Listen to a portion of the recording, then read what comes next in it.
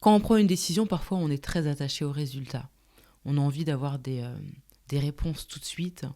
Et si on fait quelque chose, on veut que tout fonctionne tout de suite. Donc on aura tendance à être dans l'impatience, à beaucoup réfléchir, à se faire du mal avec des pensées qui vont nous submerger parce qu'on n'a pas de résultats ou alors on n'a pas les résultats qu'on veut, qu'on a espérés. Les attentes qu'on avait n'ont pas été comblées. Et du coup, on se met dans tous ces états. Alors comment prendre une décision sans être attaché au résultat ? Avoir de remords si les choses ne se passent pas comme on veut, et puis en profiter si tout se passe pour le mieux. La première chose, c'est de faire le meilleur avec chaque expérience qu'on vit. Chaque décision qu'on va prendre aura forcément un impact sur notre vie. C'est notre responsabilité puisque c'est aussi notre décision. Alors savoir accepter ce qui vient ensuite avec la décision qu'on aura prise sera tout bénéfique pour nous. Que le résultat qualifie de positif ou négatif. Parce qu'en réalité, positif ou négatif, il n'en est rien. C'est nous qui appelons cette expérience comme ça. Mais d'un point de vue plus profond, il n'y a rien de tel. Apprendre à accepter toutes les situations qui viennent à nous en fonction de la décision qu'on a prise, en fonction du choix qu'on a fait. Donc faire de chaque expérience le meilleur. Ne pas trop réfléchir à savoir si c'est une bonne décision ou si c'est une mauvaise décision. Vous êtes guidé. Même si le choix, encore une fois, on le qualifie de mauvais, il n'est pas si mauvais que ça. Ça va forcément déboucher sur quelque chose. Il vaut mieux voir chaque décision, vous savez, comme des possibilités infinies. C'est tout. Je ne sais pas. Voilà ce que je ressens sur le moment. Voilà la décision que j'ai envie de prendre. Advienne ce qu'il pourra. Mais ne pas réfléchir 15 ans à savoir est-ce que c'est bien ou pas, est-ce que... En plus, le fait de réfléchir comme ça ne veut pas forcément dire qu'on va trouver la bonne réponse ou alors qu'on va savoir prendre la bonne décision, mais c'est plus une torture mentale qu'autre chose. Donc, non, faire ce qu'on ressent et puis ensuite lâcher prise. Voilà, on verra. Ce que je sais, c'est que à moi s'offriront de toute façon des possibilités infinies. Voilà. Le troisième point, c'est d'arrêter de défendre son image. Au cours des années, on a peut-être joué plusieurs rôles. On a eu peut-être une certaine profession. On se réoriente. On fait d'autres choses et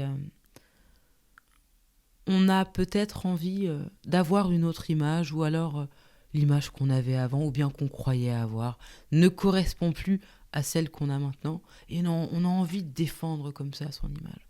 Voilà, j'ai changé ou alors... non, voilà qui je suis. J'ai envie que tu me vois de cette manière, etc.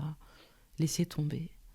Ce qui compte, c'est que vous sachiez qui vous êtes, que vous soyez en accord avec vous-même et surtout que vous ne soyez pas attaché à une image en particulier. C'est à partir de là aussi que vous serez complètement libéré et que vous n'accorderez plus d'importance à ce que les autres pensent de vous. Voilà. C'est une très grande limitation que de s'attacher à une image comme ça. Parce qu'on est tout le temps sur le qui-vive. Qu'est-ce que tu penses de moi ? Qu'est-ce qui va se passer ? Qu'est-ce qu'ils vont dire ? Oui.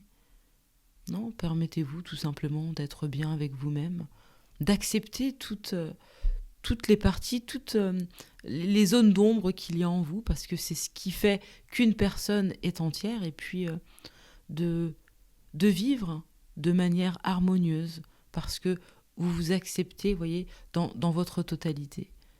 Mais ne cherchez pas à défendre votre image. Plus on cherche à défendre son image, plus on souffre aussi. On n'est pas libre d'être vraiment, parce qu'on a toujours quelque chose à prouver. Oui. Dès que quelqu'un ne nous renvoie pas une image à laquelle on est attaché, ou alors l'image qu'on veut, on va se sentir menacé. L'image de soi, telle que la plupart des gens la connaissent, c'est-à-dire le corps physique, est très limitante. Et ça ne crée à la longue que des conflits, plus d'insécurité, et certainement pas de liberté. On est bien plus que ça. Savoir qui on est ne se limite surtout pas au corps physique. Et plus vous allez vous rapprocher de votre être intérieur, plus vous allez voir que vous avez beaucoup plus de liberté que ce que vous ne croyez, une immensité de choix également, et que la peur n'est finalement qu'une construction mentale liée à l'image de soi. Être attaché à son image, ça peut aussi empêcher un individu de ressentir pleinement ses émotions. Parce qu'on a une certaine image de nous-mêmes, on ne veut pas ressentir certaines choses, peut-être parfois même, vous savez, d'avoir peur d'être vulnérable. Ah non, je peux surtout pas être vulnérable, tu te rends compte? Et ensuite, on part dans des histoires qui nous limitent. Et qui dit limitation, dit aussi souffrance, comme j'ai dit tout à l'heure. Ça ne veut pas dire faire en sorte que tout le monde vous marche sur les pieds. Ça n'a rien à voir en réalité.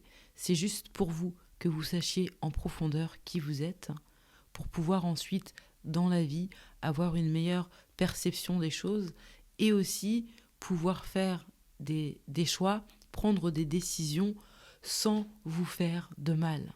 Être dans le lâcher-prise le plus total, c'est tout ce que ça veut dire. Ne pas avoir peur de prendre des risques. La vie est incertaine de toute façon. Donc, si on a peur de prendre des risques, on ne vit pas. On ne vit pas. Le futur est incertain. Ce qui veut dire que ça rime avec risque. N'ayez pas peur de ne pas savoir ce qui va se passer demain. N'ayez pas peur de prendre une décision et de vous dire « je ne sais pas ce que je risque ». Vous risquez en réalité bien plus lorsque vous ne risquez rien. C'est un philosophe qui avait dit ça, je sais plus lequel. Bref, c'est pas important, c'est pas grave. Mais tout ça pour dire que les risques, l'inconnu, font partie de la vie. Plus on a peur, moins on vit, plus on augmente les insécurités. Parce qu'on n'évolue pas. Et plus on évolue, plus on gagne en conscience. Lorsque vous prenez un risque et que vous avez l'impression de faire une erreur, ou alors vous êtes peut-être paniqué, dites-vous que c'est l'ego qui est en train de vous jouer un tour. Il y a toujours cette guidance, cette intelligence qui est au-delà du risque et qui sait mieux que le petit ego ce que vous devez faire. Donc n'ayez pas peur de faire des choses que vous n'avez jamais faites. N'ayez pas peur non plus du résultat. Comme j'ai dit au début, dans chaque expérience, il y a toujours quelque chose à prendre. Dans chaque expérience, vous allez toujours apprendre quelque chose. Ce sera à vous, avec le résultat, d'en faire le meilleur, tout simplement. Un autre point, c'est, comme je l'ai déjà dit, ça rejoint un petit peu le premier, c'est de trouver, dans tout ce qui arrive, des possibilités. Et ça a à voir avec le fait de réagir, la manière dont on réagit face aux événements qui viennent à nous. On n'arrive pas à avoir des opportunités parce que les résultats ne sont pas comme on veut. C'est pas la peine de s'arrêter sur un résultat en pensant qu'il est définitif, que c'est la fin de quelque chose. Et puis vous savez aussi qu'à chaque fois qu'une porte se referme, il y en a toujours une autre qui s'ouvre, de toute façon. Donc c'est plus la manière de voir les choses qu'il faut pouvoir modifier, vous voyez ? Changer sa perception pour être dans le flot de la vie. Savoir que si quelque chose vient à nous, on aura la capacité de rebondir. Je suis dans le flot. Je ne sais pas ce que la vie va me donner, mais ce qui est sûr, c'est que dans le moment, je suis alignée. Je fais du mieux que je peux, comme ça, après, je n'ai pas de regrets. Ne pas prendre de décision lorsqu'il n'y a pas de clarté, lorsque vous avez des doutes. Ça va forcément porter à confusion.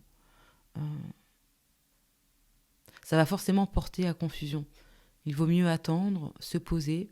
Je ne ressens pas trop les choses. Non, c'est pas clair pour moi. Non, je préfère ne pas prendre de décision maintenant. Pareil, ne pas prendre de décision lorsqu'on est super heureux ou alors lorsqu'on est très triste.